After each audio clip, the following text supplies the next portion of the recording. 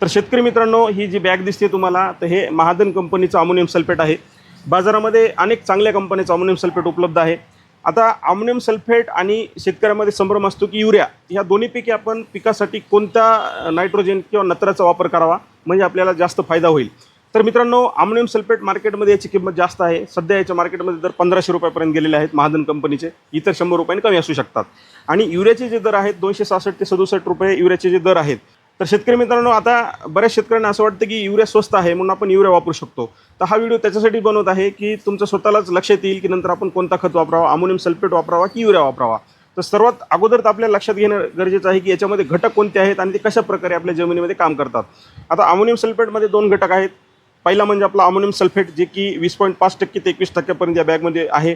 त्यासोबत दुसरा सल्फर आहे, जे की 23% मध्ये उपलब्ध आहे। सल्फर म्हणजेच आपलं गंधक। आणि युरियाच्या बॅगमध्ये 45 किलो जे युरिया आहे त्याच्यामध्ये आपल्याला 46% नायट्रोजन मिळतं।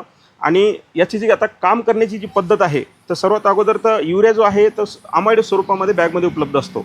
आणि ज्यावेळेस आपण त्याला मातीमध्ये टाकतो त्याचे रूपांतर अमोनियममध्ये होते आणि त्याचे जमिनीमधील बॅक्टेरिया त्याला त्याच्यानंतर नायट्रेट स्वरूपामध्ये आणतात आणि ते त्याच्यानंतर पिकाला लागू होते। तर अशी ही प्रोसेस आहे। आता याची जी प्रोसेस आहे अमोनियम सल्फेटची, ही अगोदरच बॅगमध्ये अमोनियम स्वरूपामध्ये याच्यामध्ये उपलब्ध आहे। त्याच्यामुळे मातीमध्ये टाकल्याच्या नंतर लगेचच हे नायट्रेटमध्ये याचे रूपांतर होते। बॅक्टेरियाला नायट्रेट स्वरूपात रूपांतर करतात आणि त्याच्यानंतर हे पिकाला लगेच लागू होतं। म्हणजे ही जी प्रोसेस आहे तर अमोनियम सल्फेट एक स्टेप पुढे असल्यामुळे पिकांना लवकर लागू होतो।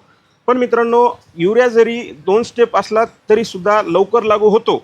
पण मित्रांनो, हा खत मातीमध्ये जास्त काळ टिकत नाही, कारण युरिया हे याचे बाष्पीभवन होते। जास्त ऊन असेल तरी सुद्धा हा युरिया उडतो आणि जास्त पाणी झाले त्यावेळेस सुद्धा युरिया हा हवेमध्ये उडून जातो किंवा वाहून सुद्धा जातो। पण त्याच्या विरुद्ध अमोनियम सल्फेट हा जास्त काळ मातीमध्ये टिकून सुद्धा राहतो आणि पिकाला पाहिजे तेवढा किंवा पाहिजे तसा लागू सुद्धा होतो। त्याच्यामुळे जास्त काळ आपल्या पिकाला दीर्घकाळ याचा फायदा मिळतो।